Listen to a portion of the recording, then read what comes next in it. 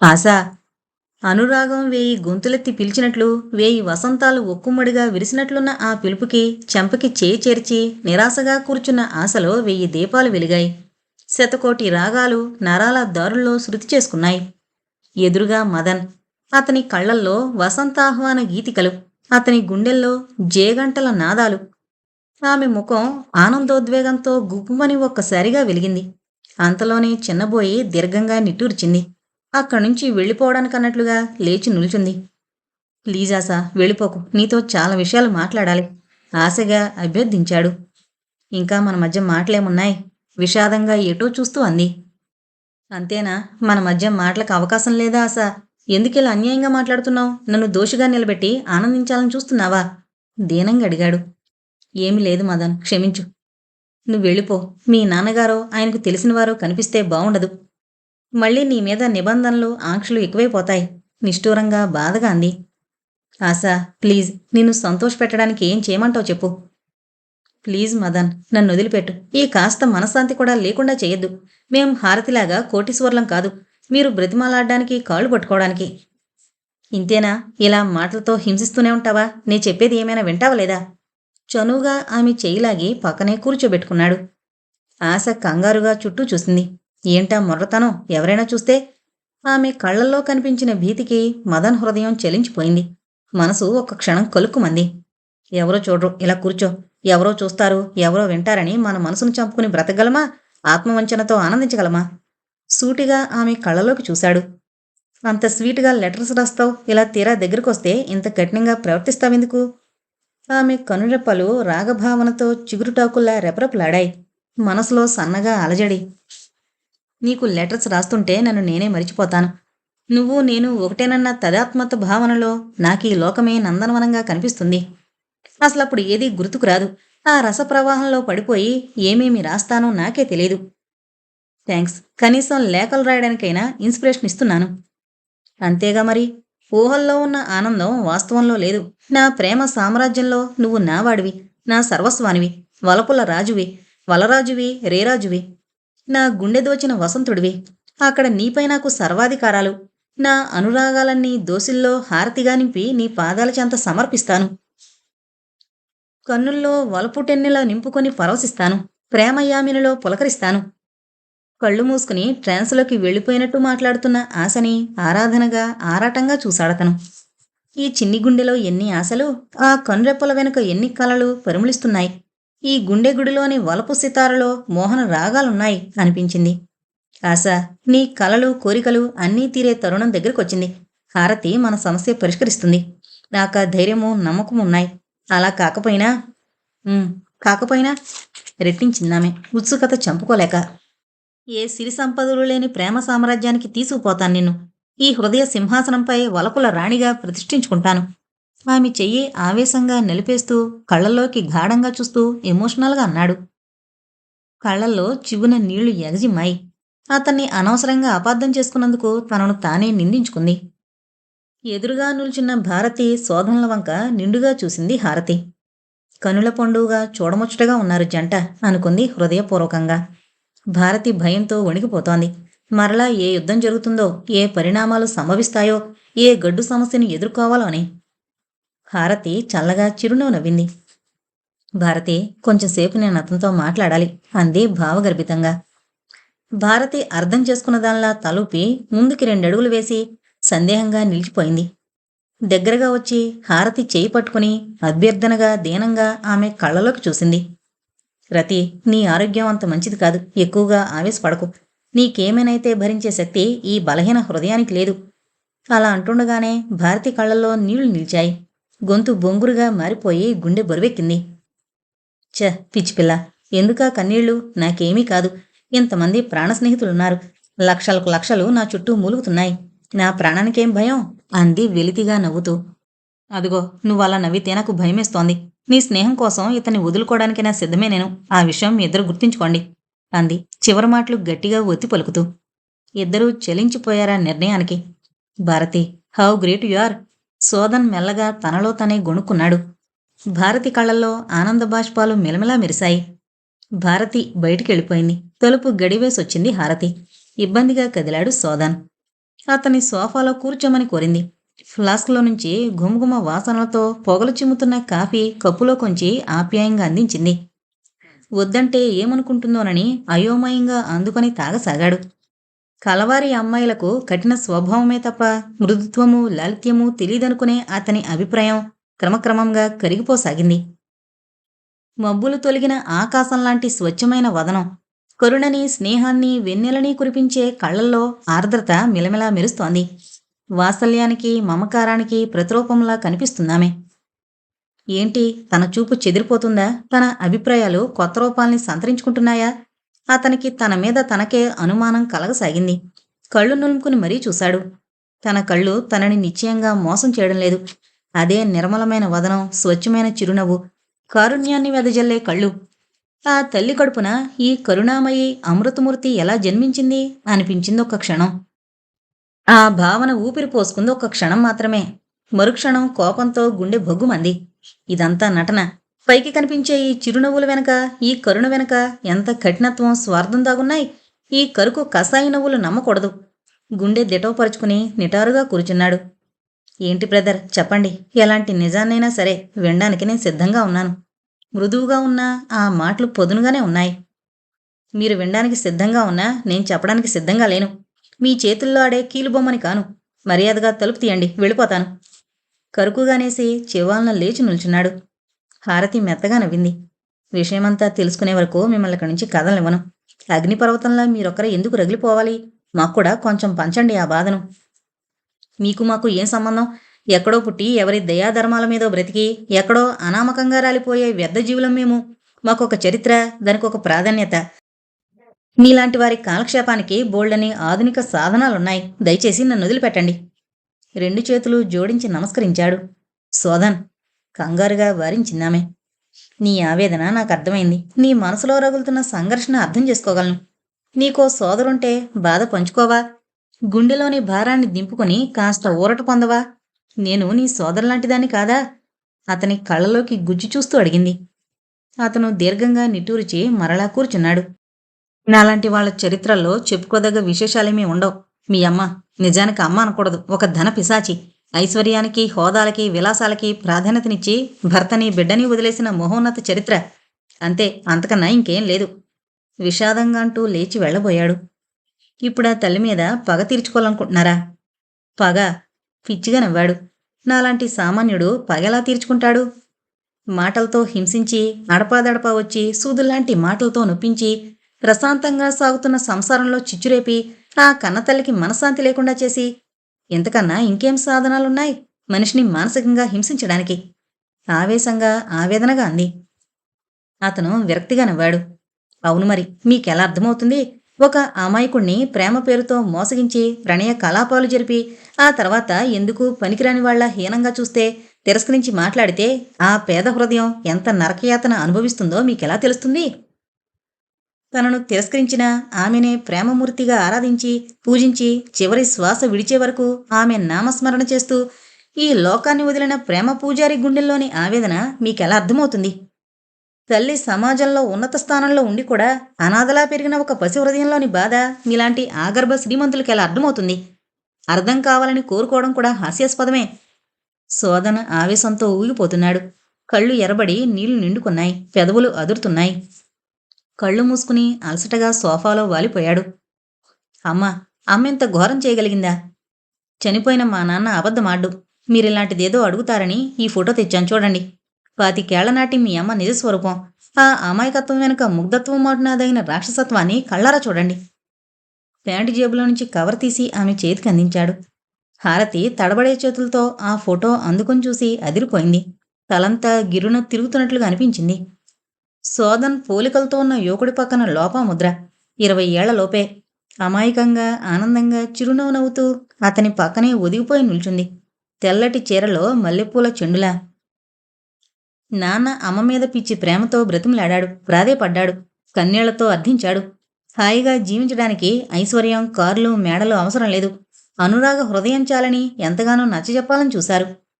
ఆ కఠిన హృదయం కరగలేదు. నాన్న నిరాశతో నిట్టూర్చాడు, ఆవేదనతో రగిలిపోయాడు. తను ప్రెగ్నెంట్ అనే విషయం దాచుంచింది. లేడీ డాక్టర్ ద్వారా ఆ విషయం తెలుసుకున్నాడు నాన్న. సంతోషంతో పొంగిపోయాడు.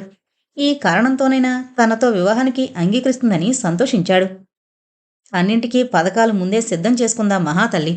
రహస్యంగా మద్రాసు వెళ్లి పురుడు పోసుకుంది. ఆ బిడ్డని అనాథ శరణాలయాల పాలు చేస్తుంటే నాన్న సహించలేకపోయాడు. తమ ప్రేమకి గుర్తుగా నన్ను తనకిమ్మన్నాడు. ఏమనుకుందో ఒప్పుకుందట. ఈ విషయాలన్నీ నాన్న డైరీలో చదివితే తెలిసాయి. హారతి వినలేకపోయిందా విషాద ప్రేమగాదని. ఏనాడు నాన్న తన బాధ చెప్పలేదు. అమ్మ బ్రతికే ఉందనేవాడు. చిరునవ్వుతో కనిపించేవాడు. నా అభివృద్ధి కోసం, నా బాగు కోసం నానా పాటలు పడ్డాడు. చివరికి చనిపోయేటప్పుడు మాత్రం అమ్మ ఇక్కడుందని, సకల సౌభాగ్యాలతో కులుకుతుందని, దూరం నుంచి చూసొచ్చేయమని చెప్పి కన్నుమూశాడు. నాన్నలా క్షమాహృదయం లేదు నాకు. లోపాముద్రగారిని వెంటాడి వెంటాడి వేధించాలనుకున్నాను. తను చేసిన ఘోరమైన అపరాధానికి కుమిలి కుమిలి ఏడ్చేలా చేయాలనుకున్నాను. మా నాన్నంత క్రూరంగా హింసించిన రాక్షసికి ఏ శిక్ష విధించినా తక్కువే అవుతుంది కాదంటారా? అంతవరకు అటువైపు తిరిగి చెబుతున్న వాడల్లా గిరుక్కున హారతివైపు తిరిగాడు.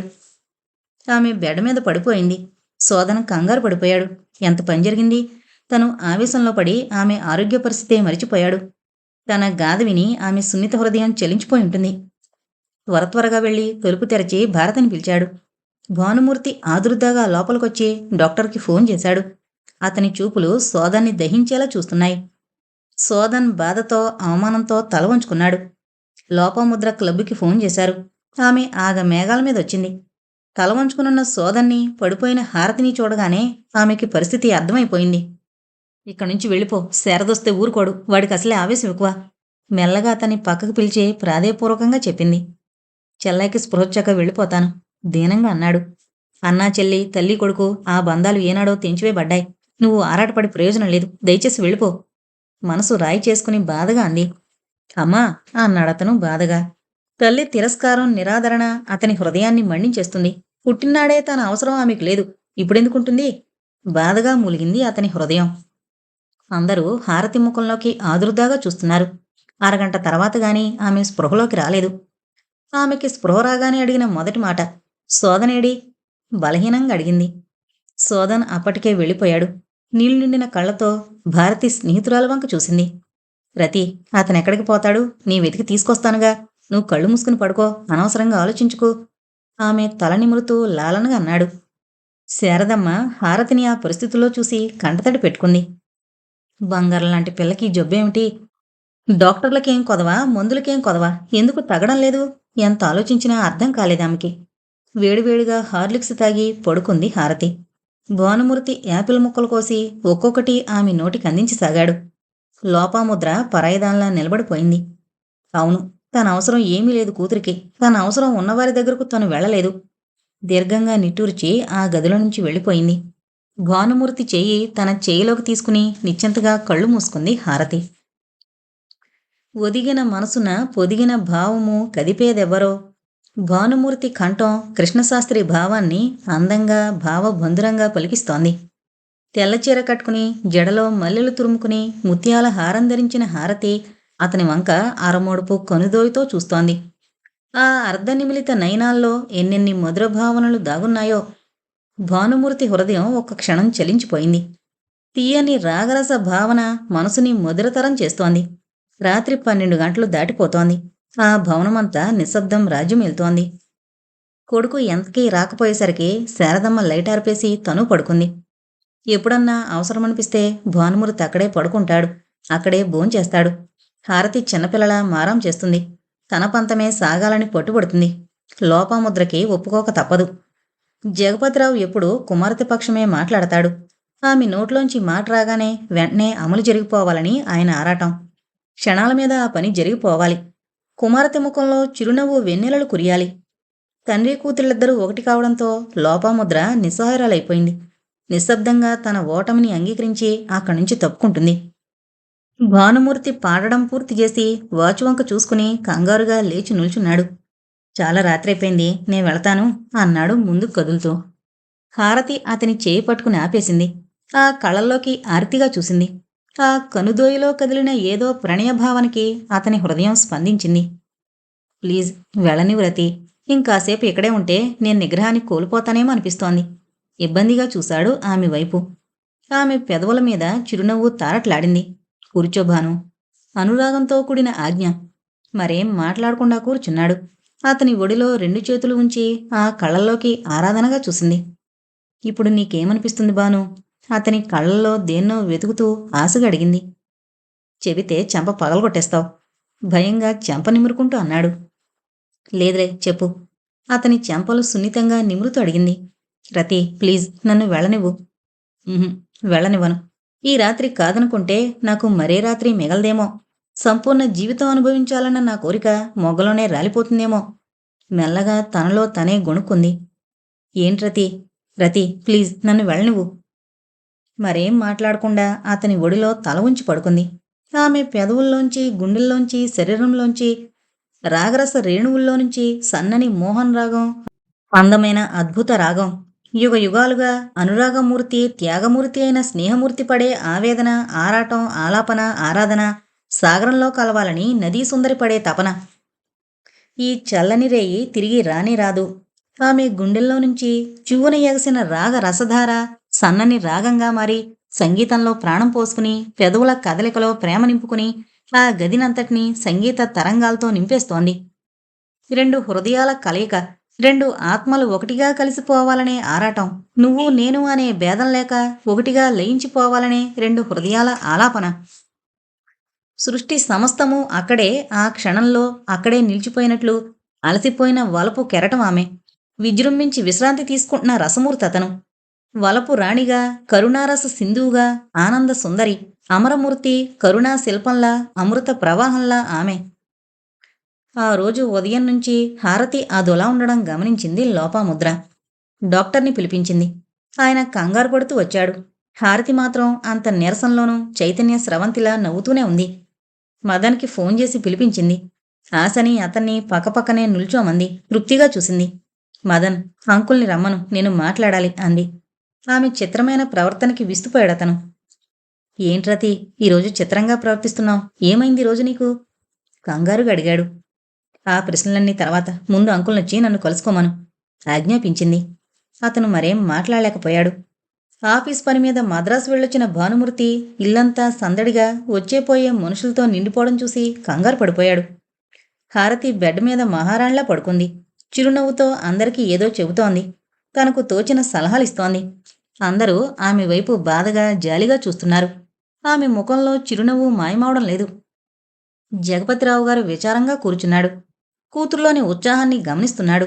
ఆరిపోయే దీపపు ఆఖరి వెలుగులు అనుకుంటూ అతి ప్రయత్నం మీద దుఃఖాన్ని దిగమింగుకుంటున్నాడు. సోదను వచ్చాడనేసరికి ఆమె ముఖం మరింతగా ఆనందంతో వికసించింది. అందర్నీ బయటికి వెళ్ళిపోమని చెప్పింది. డాక్టర్ ఇంజెక్షన్ ఇచ్చాక కానీ బయటికి కదల్లేదు. అతని చర్య చూసి వేదాంతిలా నవ్వుకుందామే. ఆ గదిలో లోపాముద్ర, సోదన్, హారతి మిగిలిపోయారు. లోపాముద్ర గుండె భయంతో కొట్టుకుంటోంది. ఇద్దరి వంక నిశితంగా చూసి పొక్కున నవ్వింది. ఏంటి, తల్లి కొడుకులిద్దరూ అలా మోగనం పట్టారు? లోపాముద్ర షాక్ తినదాల్లా చూసింది. సోదన్ ఇబ్బందిగా కదిలాడు. అతనికి హారతి ప్రవర్తన వింతగా ఉంది. అమ్మా, ఏదో జరిగిపోయింది. కన్నకొడుకుగా నువ్వు భావించు, తల్లిగా నువ్వు ప్రేమించు. ఈ రహస్యం లోకానికి తెలియాల్సిన అవసరం లేదు. మీ ఇద్దరి గుండెల్లోనే సమాధి అయిపోతుంది. ఓకే? ఇద్దరి వంక చిరునవ్వుతో చూసింది. అమ్మా, ఆర్ద్రంగా పిలిచింది. భానుతో ఎందుకు స్నేహం చేశానో తెలుసా? ఈ లోకంలోని సమస్యల్ని నేను పరిష్కరించలేకపోవచ్చు, కానీ కొన్నింటిని సునాయాసంగా పరిష్కరించగలను. భాను నన్ను బాగా ఆకర్షించాడు. నేను పోయాక కూడా అతను ఈ ఇంటి అల్లుడే. హారతి, ఏం మాటలమ్మావి? లోపాముద్ర కూతుర్ని హృదయానికి చేర్చుకుని దుఃఖించసాగింది. అమ్మా, ఎందుకీ ఆత్మవంచన? ఇంకా కొన్ని గంటలే నా జీవితం వెలిగేది. నీకన్ని బాధ్యతలు అప్పగించి వెళతాను. నా బంగారు తల్లి, నువ్వు లేకుండా నేనెలా బ్రతికేది? ఆ భగవంతుడు నా ఆయుషు నీకైనా పోయకూడదు. అమ్మా, ఇప్పుడవన్నీ వ్యర్థమైన మాటలు. ఆశ నీ కూతురే. ఆ నిర్భాగ్యురాల్ని ఆదరించు. నీ కూతురు, నీ కొడుకు నా అనే స్వార్థం తగ్గించుకుని నీ ప్రేమ వాళ్ళకి కొంచెం పంచివ్వు. భానుని, సోదన్ని కన్న కొడుకుల్లా చూసుకుంటానని మాటివ్వు. తన అరచేతిని తల్లివైపుకు చాపింది. ఎందుకే హారతి నన్నిలా శిక్షిస్తున్నావు? ఈ రహస్యం నాకిన్నాళ్ళు ఎందుకు చెప్పలేదు? ఆమె మాతృహృదయం ఆవేదనతో పెను తుఫాన్లో ఆకులా వణికిపోతోంది. నిరాశగా నవ్వింది హారతి. క్షణక్షణం మానసికమైన దుఃఖంతో, బాధతో నువ్వు పేషెంట్లా తయారయ్యేదానివి, అంతేగా? అమ్మా, మా బంగారు అమ్మ, నేను చెప్పినట్లే చేస్తావు కదూ?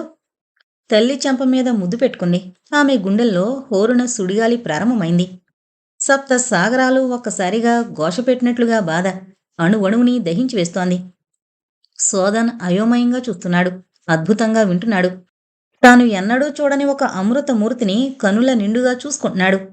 అమ్మా హారతి, ఏమైందమ్మా? నీదిలాంటి అమృత హృదయం అని అర్థం చేసుకోలేక ఎన్నిసార్లు నిన్ను వ్యంగ్యంగా మాట్లాడాను, మనసు నొప్పించాను. నా పాపానికి ప్రాయశ్చిత్తం లేదు. ఇలాంటి అమృతమూర్తి మరికొన్ని జీవితాలను వెలిగిస్తూ కలకాలం జీవించాలి, మధ్యలో ఆరిపోకూడదు. తల రెండు చేతులతో పట్టుకుని సోఫాలో కూలిపోయాడు. సోదన్, జరిగిన దాని గురించి బాధ దేనికి? భారతి నిన్ను నమ్ముకుంది. ఆమెకు అన్యాయం చేకు. ధనవంతుల మీద అకారణంగా కోపం పెంచుకోకు. అతని తల మీద మృదువుగా చేయి వేసి నిమురుతూ ఆప్యాయంగా లాలనగా చెప్పింది. ఆమె చేతులు రెండు కళ్ళకద్దుకుని భోరుమని విలపించాడా ఆవేశపరుడు. ఒక స్త్రీ నా జీవితాన్ని గాఢాంధకారంలోకి తోసేసింది. మరొక కరుణామయి నా జీవితాన్ని అద్భుతమైన వెలుగుతో నింపేసింది. జ్ఞానజ్యోతిని ఆలస్యంగా కనుగొన్నాను. హారతి, నా గుండె మండిపోతుంది. ఒక్కసారి నన్ను అన్నయ్య అని పిలువు. ఆమె రెండు చేతులు పట్టుకుని కళ్ళలోకి దీనంగా అభ్యర్థనాపూర్వకంగా చూశాడు. నాకు ఇద్దరు అన్నయ్యలు. అన్నయ్య, ఇతరుల జీవితాలను శోధించడం మానేసి వెలిగించడం నేర్చుకో. ఆమె కళ్ళల్లో రెండు నీటి బిందువులు నిలిచాయి. అందరూ విషాద సాగరంలో మునుగున్నారు. అందరి హృదయాలు విషాదంతో నిండున్నాయి. జరగబోయే ఘోరానికి తాము సాక్షులా అని ఎవరికి వారే ప్రశ్నించుకుని భయంతో వణికిపోతున్నారు. భానుమూర్తికి అయోమయంగా, బాధగా, భయంగా ఉంది. జగపతిరావు గారి దగ్గరికెళ్ళి, ఏంటి సార్ ఇదంతా? మీరంతా ఇంత బాధపడుతున్నారెందుకు? అమాయకంగా ప్రశ్నించాడు. తన ముద్దుల కూతురి ముగ్ధ హృదయాన్ని గెలుచుకున్న ఆ యువకుని చూడగానే ఆయనలో దుఃఖం కట్టలు తెంచుకుని ప్రవహించింది. మూసి ఉంచినంతసేపే బాబు గుప్పిలి, అంతా అయిపోయింది. నా బంగారు తల్లి బ్రతుకు. ఆ భగవంతుడు నన్ను తీసిపోకూడదు. ఆయన రెండు చేతుల్లో ముఖం దాచుకుని కుమిలి కుమిలి ఏడుస్తున్నాడు. జగపతి, ఏంటి బేలతనం? అమ్మాయికి ఆనందంగా కనిపించాలని చెప్పానా? ఊరుకోమంటుంటే వీపు నిమురుతూ బొజ్జగిస్తూ ఓదారుస్తున్నాడు డాక్టర్. జగపతి గారు డాక్టర్ని ఏడుస్తూ నిలదీస్తున్నట్టు అడుగుతున్నాడు. డాక్టర్, నాకెందుకు చెప్పలేదు డాక్టర్? నా చిట్టి తల్లి ఇంత పెద్ద జబ్బుతో ఉందంటే నా ప్రాణం ధారపోసి ప్రపంచమంతా తిరిగైనా సరే నా ప్రాణాన్ని బతికించుకునేవాణ్ణి కదా. నా ఐశ్వర్యం, ఆస్తి, అంతస్తు అన్నీ ఎవరికోసం? నా చిట్టి తల్లి కోసమే కదూ. అదే లేనప్పుడు నాకివన్నీ ఎందుకు డాక్టర్? ఎందుకు? అసలు మీరు నాకెందుకు చెప్పలేదు? దుఃఖంతో తీవ్రంగా ఉంది ఆయన కంఠం. నన్ను క్షమించు జగపతి. నూతులోంచి వచ్చినట్టుంది ఆయన కంఠం. ఈ విషయం నాకు, శరదకి తప్ప మరెవరికీ తెలీదు. ఎవరికీ చెప్పొద్దని హారతి మాట తీసుకుంది. అయితే నా చిన్నారి ప్రాణం కంటే నీకు ఆ మాట ఎక్కువ? కాదు జగపతి, హారతి హృదయం చాలా గొప్పది. నన్నేమడిగిందో తెలుసా? డాక్టర్, నా రోగానికి మందు మరణం ఒక్కటే. చావు అనివార్యం అని తెలిసినప్పుడు దాన్ని నివారించాలని ప్రయత్నించడం నవ్వుగా లేదు? చచ్చే వరకు అందర్నీ ఏడిపించడం కంటే చనిపోయి అందరిలో కొందరిలోనైనా తీయని బాధగా మిగిలిపోతే ఎంత బావుంటుంది? నా బాధ తెలిస్తే నా ప్రాణం పోయే వరకు డాడీ చస్తూ బతుకుతారు. పోయాక ఆయన బాధ నాకు కనపడదు. డాడీ బాధ చూస్తూ నేను పోయే ముందు కూడా నవ్వలేను.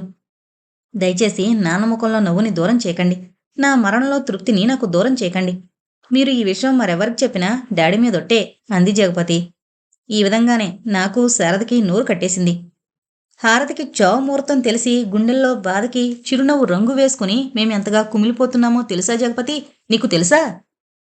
ఆ క్షణంలో డాక్టర్ కళ్ళల్లో కూడా నీటి పొర కదలాడింది. భానుమూర్తికి మిన్ను విరిగి మీద పడినట్లయింది. భూమి రెండుగా చీలిపోతున్నట్లు అనిపించింది. మెదడులోని రక్తనాళాలు చిట్లిపోతాయి అన్నంత టెన్షన్. కళ్ల ముందు చీకటి తెరలు దిగుతున్నాయి. ఇది నిజమా? సౌందర్యజ్యోతి హారతి తన గుండెల్లో వలపు దీపాలు వెలిగించిన ప్రేమమూర్తి. ఈ జీవితాన్నే వెలిగించిన పరమ పావన కీర్తి. నోనో, అలా జరగడానికి వీల్లేదు. తన ప్రాణం అడ్డువేసైనా ఆమెను రక్షించుకుంటాడు. భానుమూర్తి ఆవేశంగా హారతి గదిలోకి ప్రవేశించాడు. రాజగోపాలరావు హారతి ముఖంలోకి దీనంగా చూశాడు. క్షమించండి అంకుల్, మీకు ఆశాభంగం కలిగించాను. ఈ అల్పాయుష్కురాలు మీ జీవితాల్లో బాధేగా మిగిల్చేది. ఆశ నా ప్రాణం. ఆ పిల్లకి మదన మీద ప్రాణం. నా చివరి కోరికే, కాదన్ను కదూ? ఆయన చేతులు పట్టుకుని దీనంగా అర్థించింది. హారతి, ఏంటి తల్లి ఇలా చేస్తున్నావు? నేనంత హృదయం లేనివాణ్ణి కాదమ్మా. మనసున్న మనిషినే. డబ్బు కోసం మమకారాన్ని, ప్రేమని హత్య చేయలేను. కాకపోతే నీలాంటి బంగారు తల్లి నా ఇంటి కోడలు కాలేదే అని బాధ. హారతి హాయిగా నిట్టూర్చింది. కొండంత బరువు దిగిపోయినట్లుగా ఫీల్ అయింది. మంచం మీద తృప్తిగా పడుకుని అలసటగా కళ్ళు వాల్చుకుంది. రాజగోపాలరావు ఆ దృశ్యాన్ని చూడలేక బయటికి వెళ్ళిపోయాడు. సుడిగాలిలా దూసుకొచ్చాడు భానుమూర్తి. కళ్ళు విప్పి మధురంగా నవ్వింది. భాను ఆత్రంగా చేతులు చాచింది. ఆమె కళ్ళల్లో జీవనవాంఛల తాలూకా చైతన్య రేఖలు స్పష్టంగా కనిపిస్తున్నాయి. చాచిన ఆ చేతులు స్వర్గద్వారాల్లా అనిపించాయతనికి. రతి ఆ చేతులు కళ్ళకద్దుకుని ముద్దు పెట్టుకున్నాడు. భాను నిన్ను మోసం చేశాను కదూ? దీనంగా అడిగింది. లేదు రతి, నువ్వు కాదు, ఆ భగవంతుడే నాకు అన్యాయం చేశాడు. ఓరి దౌర్భాగ్యుడా, నీ జీవితానికింత అమూల్య వరమా అంటూ శపించాడు. నన్ను ఘోరంగా వంచాడు. ఆమె ఒడిలో తల ఉంచుకుని చిన్నపిల్లాళ్లా విలపించాడు. భాను, నాదొక్క కోరికే. కోరకూడదు, అయినా స్వార్థంతో అడుగుతున్నాను. ఆమె గొంతులో ఆశ, ఆరాటం పోటీ పడుతున్నాయి. వేదన, వేకువ చేతులు కలుపుతున్నాయి. ఏంట్రతి, చెప్పు. నీకోసం ఏం చేయమంటావో చెప్పు. రేగిపోయిన జుట్టు, ఎర్రబడిన కళ్ళు, ఆ కళ్ళల్లో నీళ్లు. దీనంగా ఉన్న ఆ రూపం ఆమె హృదయాన్ని కలిచివేసింది. నీ చేత తాళి కట్టించుకుని సుమంగళిగా వెళ్ళిపోవాలని చివరి కోరిక. అప్రయత్నంగా ఆమె తలను హృదయానికి చేర్చుకుని నిశ్శబ్దంగా గుండె పగిలిపోయేలా రోదించాడతను. అతని గుండెల్లో ఎన్ని అగ్నిపర్వతాలు బద్దలవుతున్నాయో, ఎంత ప్రళయ మారుతం చెలరేగుతుందో ఆశకు అర్థమవుతోంది. మధుర, భారతి వచ్చి హారతి చెరోపక్క కౌగిలించుకున్నారు. ముగ్గురి కళ్ళ నుండి నీళ్లు ధారాప్రవాహంగా కారిపోతున్నాయి. దూరంగా నిల్చున్న ఆశ కూడా దగ్గరగా వచ్చింది. ఒకరి చేతుల్లో ఒకరు పెనవేసుకుని ఒక కట్టగా విడదీరాని తీయని చెలిమిలా ఒకటిగా అలా ఎంతసేపో దుఃఖించారు.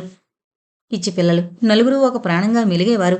ఆలియమ్మ పక్కనున్న వాళ్ళకి బాధగా చెప్తోంది. ఎంతసేపటికి వాళ్ల దుఃఖావేశం తగ్గడం లేదు. చిన్ననాటి ఆటలు, పాటలు, ఆశయాలు, ఆశలు, అందుకోవాలన్న ఆశయాల తీరాలు అవన్నీ గుర్తుకొచ్చి నలుగురి హృదయాలు సాగరాలవుతున్నాయి. లోపాముద్ర మంగళసూత్రం తీసుకొచ్చి భానుమూర్తి చేతికిచ్చింది.